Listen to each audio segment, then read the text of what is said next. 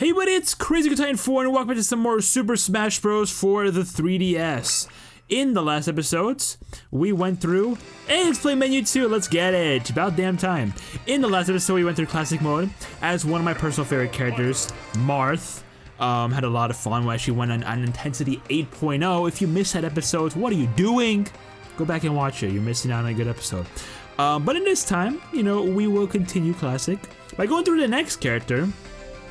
Someone who came through in Brawl, and since his appearance in Brawl has gotten a bit bulkier, to say the least. Ike, big man himself. Yeah, let's check out his alternate costumes real quick. So of course we have his default appearance, which is now based on his appearance as a hero in Fire Emblem Radiant Dawn. His Brawl appearance used to be based on his appearance in Path of Radiance, which was his original, like, first appearance. We have a yellow outfit, which seems to be a Smash original. We have a red outfit, which resembles the color scheme of an armored enemy unit in Fire Emblem Radiant Dawn. We have a blue outfit, which resembles Sigurd? I don't know how you pronounce that, but Sigurd, one of the protagonists in Fire Emblem Genealogy of the Holy War. We have a green outfit, which resembles Geoffrey, one of Ike's comrades, as he appears in Fire Emblem Path of Radiance. We have a brown outfit, which seems to be a Smash original.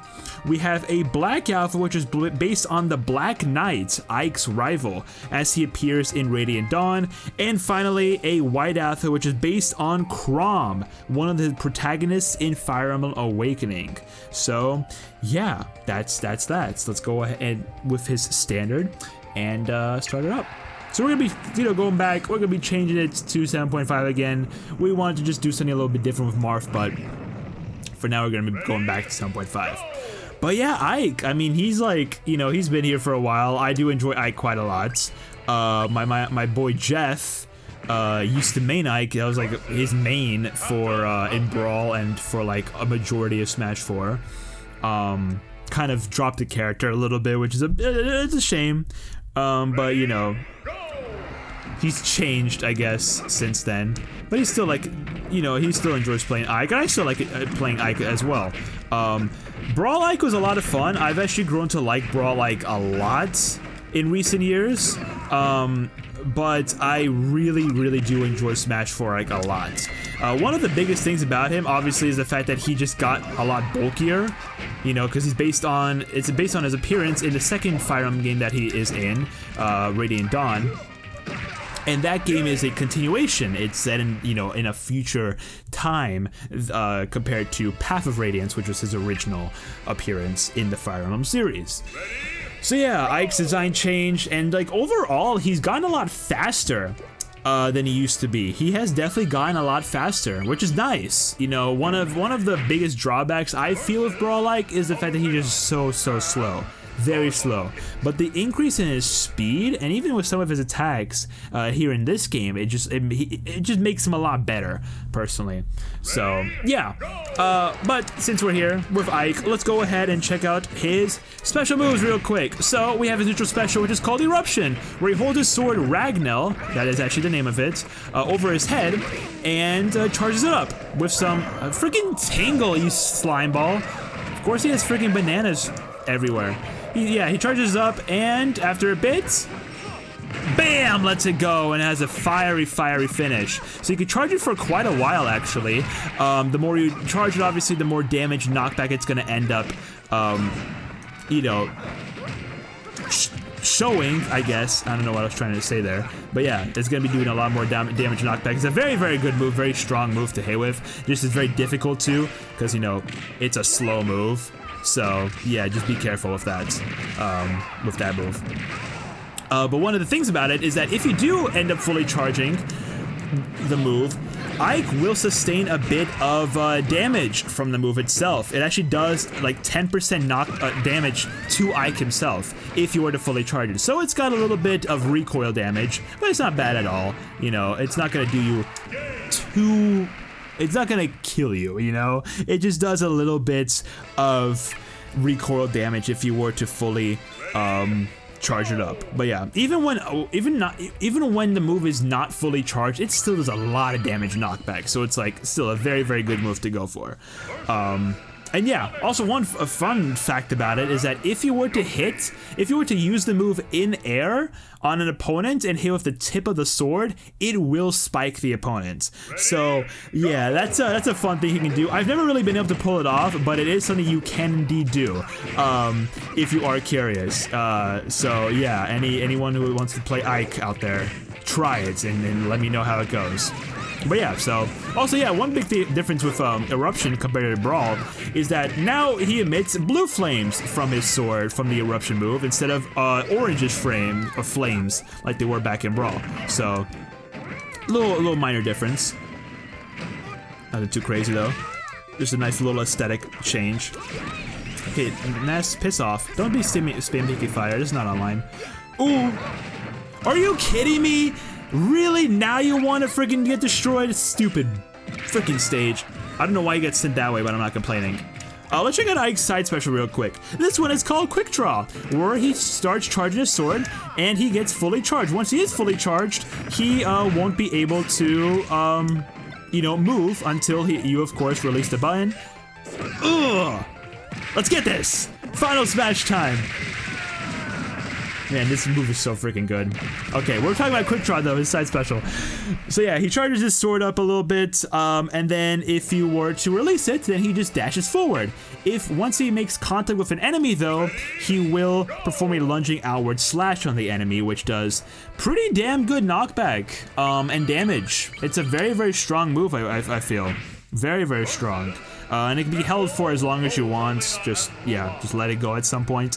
And it's also it's probably one of his best recovery tools because it just gives him a good horizontal recovery to work with, you know? Because it's his up special, his main recovery is not super good in turn. I mean, it's a good move, don't get me wrong, but like it only works as a vertical recovery. It has like no horizontal distance at all. So yeah, you gotta be like really careful with the move, with like recovering with Ike. But like if you are recovering horizontally, please rely on the side B. It will do you a lot better, a lot more justice. Let me see if I can maybe. Freaking Rosalina has a hammer. But since we're here, I mean, we're kind of showing off the. Oh my gosh, I hate the Luma so much. You can see why people really hate fighting against Rosalina in this game. Hold up, come down here. Oh, that's so stupid. Give me that. There we go, that's better.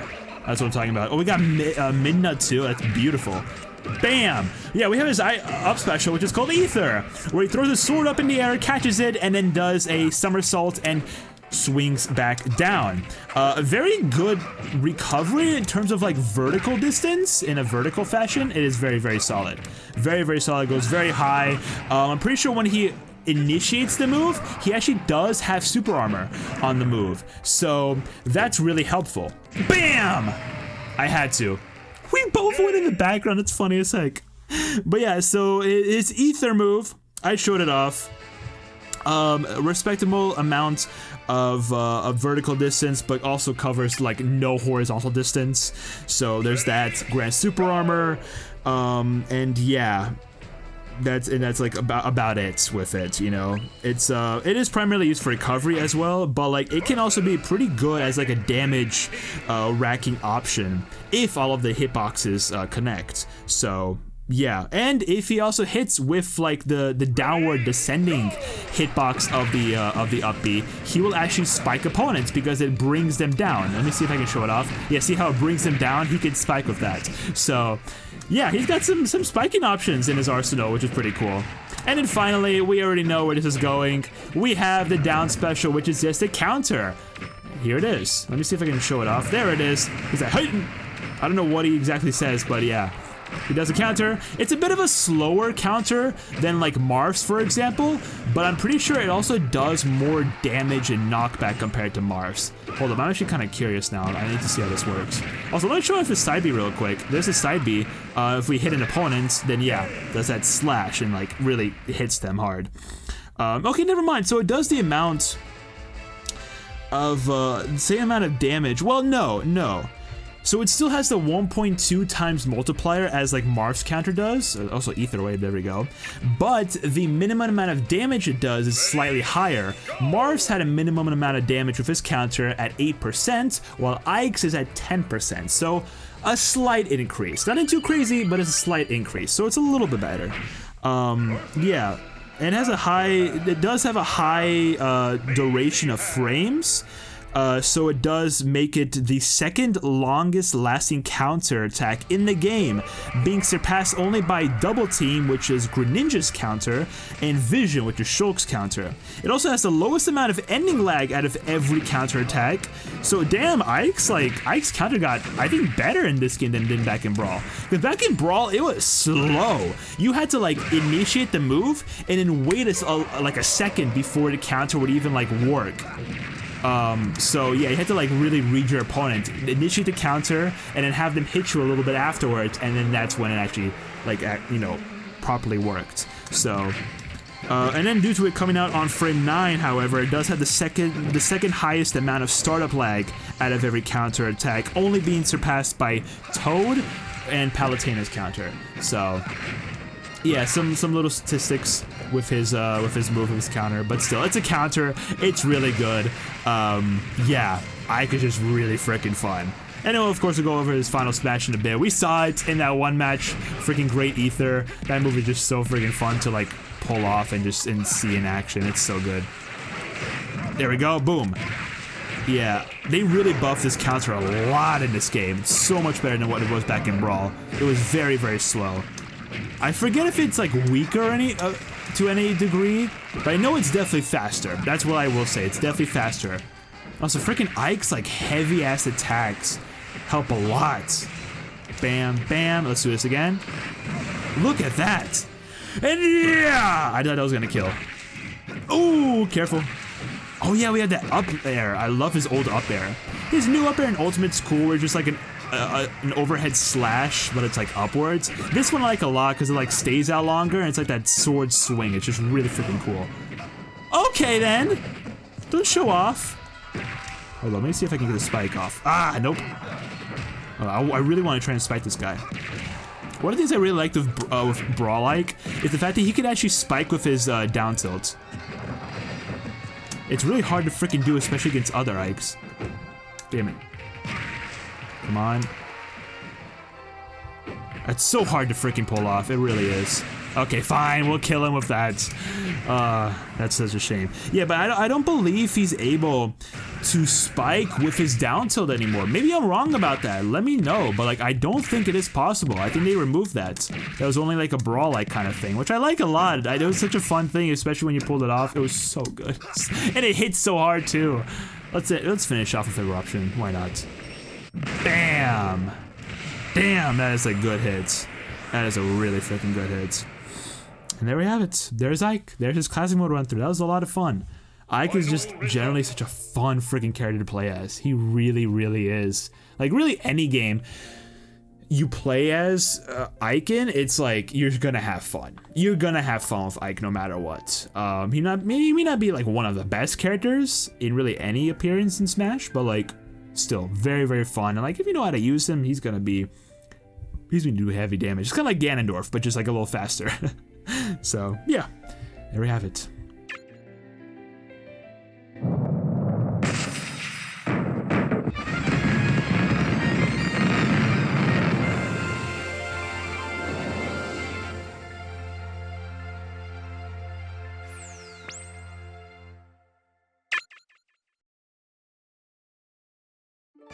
Okay, credits. Actually, I was kind of surprised reading that whole thing about like how Ike has the second best counter in terms of like duration, like how long it actually lasts. That's pretty cool to know, actually. So it's like, you know, you pull it off and it's gonna take a while before it actually like before the counter becomes useless and will like go away. So I like that a lot. I really do, because it kind of makes the counter a little bit more viable compared to like Marth's, for example. I still like Marth's more because I think it's just like a faster counter. So I think it becomes a little bit more useful than Ike's does, but Ike's is still really, really good. So, yeah. And then again, only being second in terms of like duration to Greninja's counter and Shulk's counter, which apparently those two are like tied for #1. I know Shulk's counter is like absolutely freaking insane with how long it stays out. That one has no right to stay at that long. It really does. I've like played Shulk before in both Smash 4 and in Ultimate, and to this day my friends are just like, brother, that freaking counter stays out for so long. It's so funny. It is so freaking funny. But yeah, so I didn't know Greninja's was that good too. I guess it kind of makes sense because I've also noticed his counter does stay out for quite a while, so I just didn't know how good it was compared to everyone else's. But yeah, there was Ike. I mean, what else really is there to say? I mean, I guess the main thing I could really speak on is the fact that, yeah, I mean, his appearance is vastly different from what it was back in Brawl. He's gone to the gym. He's definitely gone in a lot bulkier than what he used to be. I like his appearance back in Brawl, I really do. But I don't know, his Smash 4 appearance, just like his older appearance, it really fits. You know, really like shows his progression as a character. I mean, I need to play the Fire Emblem games. I would really have to see like the whole story behind all of that, especially the games that Ike is in, Path of Radiance, Iridian Dawn. It'd be really nice to play those. The only problem is those are like the two most expensive Fire Emblem games out there. I don't know why, but those two games are stupid expensive nowadays. So getting a physical copy of those is gonna be difficult. But I'm gonna work on it. I'm definitely gonna be working on that, okay? That's gonna be an investment in the future. But yeah, I'm good score too. Damn, 3 zeros, that's pretty crazy. Alright, so let's go into training real quick, check out his taunts, and of course his final smash once again. We'll read into that a little bit. You know, we already know what it is and how it works, but we might as well just check it out once again. Alright, so his taunts real quick. We have his up taunt. Has like a kind of a charging move with like that wind coming out of his feet, which is kind of crazy. Nice. And then we have his side taunt. Prepare yourself. One of my favorites, prepare yourself. Prepare yourself. Nice. And his down taunt. This was really cool. I like that one a lot. He just sticks it into the ground and just poses on the opponents. This one's really nice. But there we go. Now his final smash. We already know this one. This is called the Great Ether.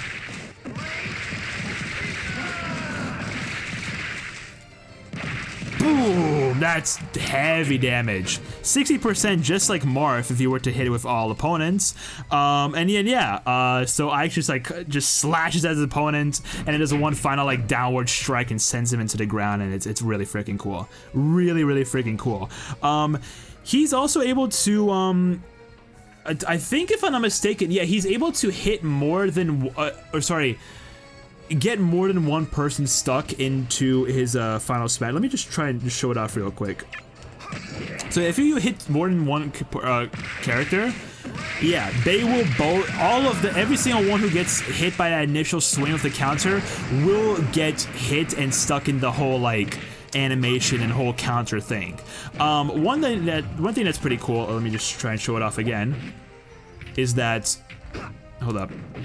You can also, even when someone's not directly in the actual move itself, let's say I'm hitting Charizard right now and then I do the final slam down, the other Charizard will still get hit. A whole 14 damage, so like they will still get hit, they will still deal knockback even when they're not like directly in the move itself. So, just saying. And anyone who is like, while Ike is doing the animation as well, anyone who actually goes into the final smash will also like get hit. Not like get stuck, but they will get hit by like a few hits. So yeah, it's pretty cool. It's a very good final smash to hit with, to kill with. So very rewarding if you can like pull it off. But yeah, let's go ahead and check out his trophy real quick. We know it. Dope ass pose. Ike, one of the main characters from the Fire Emblem series, having fought in the Mad King's War, restored the fallen nation of Crimea, and taken on the Begnian Empire. Ike is rightfully called a hero. He has the strength to back the title. One good swing of his blade can launch the heaviest of foes. Yeah, that's a big freaking sword. I forget. I remember seeing somewhere where it's like his sword like weighs a crap load of pounds. It's like, it's a lot. It is a heavy sword, and the fact that Ike is just able to wield it with one hand sometimes, it's insane. It is insane. But yeah, there's Ike. That was a good episode. I enjoyed that one. Subscribe. Oh, wait, hold up. that's all for today's episode of Super Smash Bros. For the 3DS. In the next one, we'll continue Classic Mode by going through with yet another newcomer. This time, it's a Fire Emblem character, this being Robin. And there's also another interesting thing about Robin, one of the first characters that potentially changes just a whole appearance. Well, aside from Bowser Jr., but you already know that one. But yeah, you'll see what I mean. Subscribe, like, comment, all that good stuff. Social media, including the Twitch, Select channel, YouTube channel, Vlog channel. Everything's down below. Go see for yourself. And with that, I'll see everyone next time. Pop-Tart, out.